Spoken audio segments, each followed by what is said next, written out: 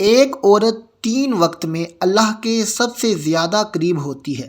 یہ 3 وقت کون سے ہیں؟ حضور صلی اللہ علیہ وسلم نے فرمایا، بسم اللہ الرحمن الرحیم۔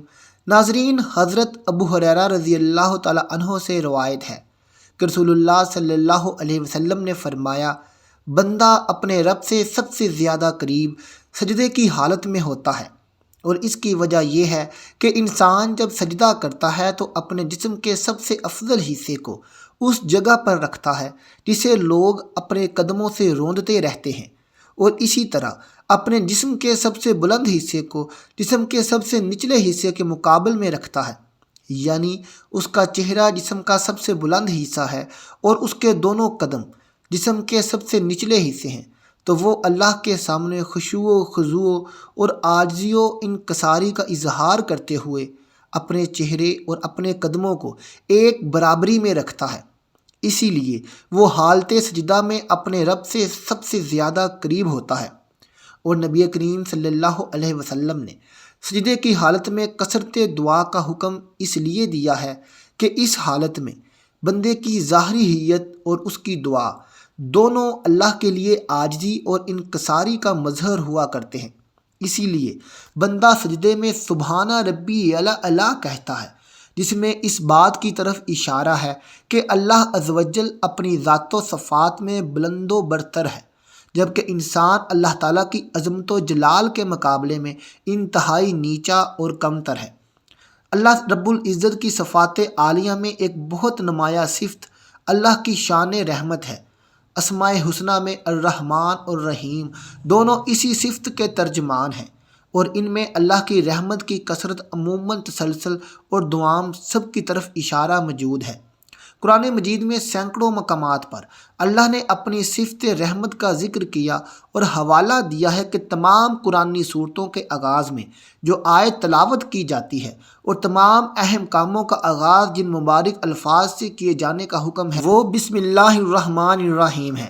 اس میں اللہ رحمان ہے اور رحیم ہونے کی صراحت ہے۔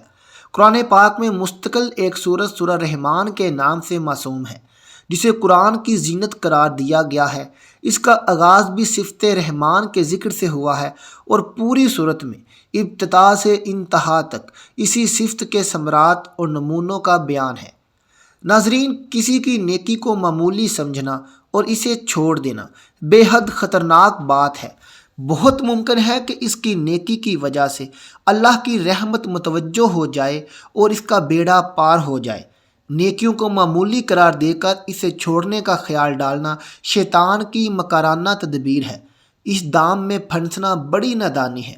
ایک بزرگ جو بڑے محدث بھی تھے، جنہوں نے ساری عمر حدیث کی خدمت میں گزاری، جب ان کا انتقال ہوا تو کسی نے خواب میں ان کی زیارت کی اور ان سے پوچھا کہ حضرت اللہ نے کیسا معاملہ فرمایا؟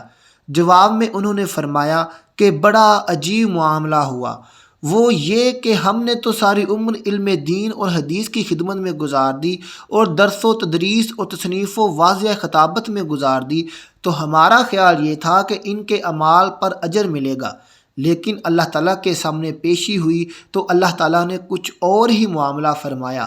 اللہ تعالیٰ نے مجھ سے فرمایا کہ ہمیں تمہارا ایک عمل بہت پسند آیا، وہ یہ کہ ایک دن تم حدیث شریف لکھ رہے تھے، جب تم نے اپنا قلم دوات میں ڈبو کر نکالا تو اس وقت ایک پیاسی مکھی آ کر اس قلم کی نوک پر بیٹھ گئی اور سیاہی چوسنے لگی، تو تمہیں اس مکھی پر ترس آ گیا۔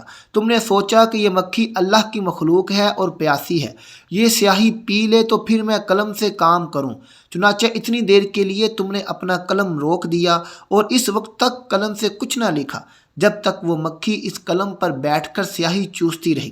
یہ عمل تم نے خالص میری رضامندی کی خاطر کیا، اس لیے اس عمل کی بدولت ہم نے تمہاری مغفرت فرما دی اور جنت الفردوس عطا کی۔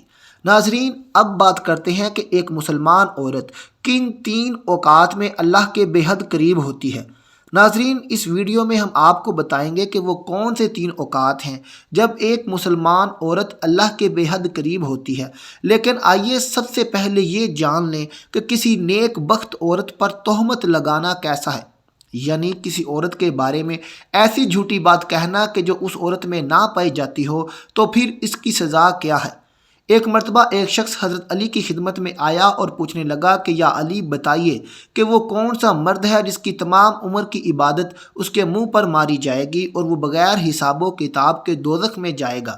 بس جیسے ہی یہ پوچھا گیا تو حضرت علی نے فرمایا کہ اے بندہ خدا، یاد رکھنا کہ میں نے اللہ کے رسول صلی اللہ علیہ وسلم سے سنا ہے کہ جو مرد کسی عورت پر تہمت لگاتا ہے تو اللہ اس مرد کی ساری نیکیاں اس کے منہ پر مار دیتا ہے، اور اللہ کے فرشتے اس پر مسلسل لعنت بھیجا کرتے ہیں، اور یوں وہ دنیا میں رسوا ہو جاتا ہے اور آخرت میں کسی بھی نیکی کا صلہ نہیں پاتا۔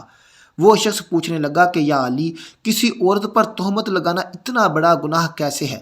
تو حضرت علی نے ارشاد فرمایا کہ اے شخص، کسی پر تہمت لگانا یعنی کسی کی عزت کو قتل کرنا ہے۔ یاد رکھنا کہ اللہ کے نزدیک جیسے کسی انسان کو قتل کرنا ایک بدترین گناہ ہے، ویسے ہی کسی پر تہمت لگانا اس کی عزت اور شخصیت کو قتل کر دینے کے برابر ہے۔ اے شخص، کبھی بھی کسی پر تہمت نہ لگانا، خاص طور سے کسی عورت کے بارے میں کبھی بھی کوئی جھوٹی بات نہ کہنا۔ ناظرین، آئیے اب جانتے ہیں کہ وہ کون سے 3 اوقات ہوتے ہیں جب ایک مسلمان عورت اللہ کے سب سے زیادہ قریب ہوتی ہے۔ حضرت علی سے پوچھا گیا کہ اللہ کے سب سے زیادہ نزدیک ترین کون ہے؟ بس جیسے ہی پوچھا گیا تو حضرت علی نے فرمایا، اے بندہ خدا، اللہ کے سب سے زیادہ قریب وہ عورت ہے جو اللہ کے لیے نامحرم سے پردہ کرتی ہے۔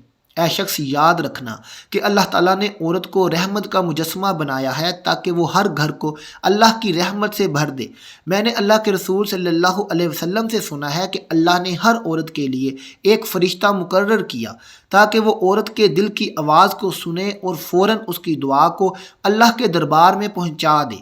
لیکن افسوس تو یہ ہے کہ جب ایک عورت بے پردگی کا اختیار کر کے زندگی گزارتی ہے تو وہ فرشتے اور اللہ کی رحمت عورت سے دور ہو جاتی ہے، اور یوں وہ عورت دکھ اور تکلیف کا شکار ہو جاتی ہے۔ اے بندہ خدا، یاد رکھنا، کبھی بھی کسی با پردہ عورت کا دل نہ دکھانا، کیونکہ نیک عورت کی بد دعا آسمانوں کو چیرتی ہوئی اللہ کی رضا بن کر کائنات میں نافذ ہو جاتی ہے۔ دوسرا وقت جب کوئی عورت اللہ کے سب سے زیادہ قریب ہوتی ہے، وہ پردے کی حالت میں رہتے ہوئے اپنے گھر کے اندر نماز ادا کرنا ہے۔ ایک مرتبہ ام حمید رضی اللہ تعالی عنہ رسول اللہ صلی اللہ علیہ وسلم کے پاس آئی، کہتی ہیں، یا رسول اللہ صلی اللہ علیہ وسلم، میرا جی چاہتا ہے کہ میں آپ کے ساتھ نماز پڑھوں۔ سوچیں، اس سے بڑی کوئی اور تمنا یا اس سے بڑی کوئی خواہش ہو سکتی ہے؟ رسول اللہ صلی اللہ علیہ وسلم کی امامت میں نماز پڑھنے کا موقع مل جائے، اس سے بڑا بھی کوئی خوش نصیب ہو سکتا ہے؟ تو رسول اللہ صلی اللہ علیہ وسلم نے فرمایا، میں جانتا ہوں کہ تم میرے ساتھ نماز کو پسند کرتی ہو، لیکن رسول اللہ صلی اللہ علیہ وسلم نے فرمایا، جو تم اپنے دار یعنی اپنے گھر میں نماز پڑھو گی وہ کسی مسجد میں جا کر پڑھی جانے والی نماز سے بہتر ہے۔ رسول اللہ صلی اللہ علیہ وسلم نے فرمایا، چھپ کر جو عورت نماز پڑھے گی وہ سب سے بہتر ہوگی۔ ام حمید رضی اللہ تعالیٰ عنہ نے جب یہ بات سنی تو وہ واپس چلی گئیں۔ انہوں نے اپنے گھر کے کونے میں نماز کی جگہ مختص کی جہاں اندھیرا تھا، جہاں کسی کی نظر نہیں پہنچتی تھی۔ رسول اللہ صلی اللہ علیہ وسلم کی صحابیہ پھر وہاں ہی نماز پڑھا کرتی تھیں، یہاں تک کہ وہ اپنے رب کے پاس چلی گئیں۔ ناظرین، ثابت ہوا کہ جب ایک عورت اپنے گھر کے کمرے کے اندر سجدہ ریز ہوتی ہے تو اس وقت وہ سب سے زیادہ اللہ کے قریب ہوتی ہے، تو پھر وہ جو بھی مانگے گی اللہ تعالیٰ اسے عطا فرماتا ہے۔ ناظرین، تیسرا وہ وقت جب کوئی عورت اللہ کے بے حد قریب ہوتی ہے، وہ یہ ہے کہ جب کسی عورت پر کوئی آزمائش آتی ہے۔ اللہ کسی عورت پر کوئی آزمائش ڈالتا ہے تو وہ اس آزمائش پر راضی ہو جاتی ہے اور ہمیشہ اللہ کا شکر بجا لاتی ہے، کیونکہ ایسی عورت جو آزمائشوں کے وقت اللہ کی شکر گزار ہوگی، پھر یہی وہ وقت ہے جب وہ اللہ تعالیٰ کے بے حد قریب ہو جاتی ہے اور اس دوران اس کی ہر دعا قبول ہوتی ہے۔ ناظرین، یہ وہ 3 وقت تھے جب کوئی عورت اللہ تعالیٰ کے بے حد قریب ہوتی ہے، اور وہ اس وقت کے دوران کوئی بھی اللہ تعالیٰ سے دعا کرتی ہے تو اللہ تعالیٰ اس کی دعا ضرور قبول فرماتا ہے۔ اللہ تبارک و تعالیٰ سے دعا ہے کہ وہ ہمیں نیکی کی بات کو سننے، سمجھنے اور اس پر عمل کرنے کی طاقت اور توفیق عطا فرمائے۔ آمین ثم آمین۔ آخر میں ناظرین، کمنٹ باکس میں ایک بار سبحان اللہ ضرور لکھ دیں۔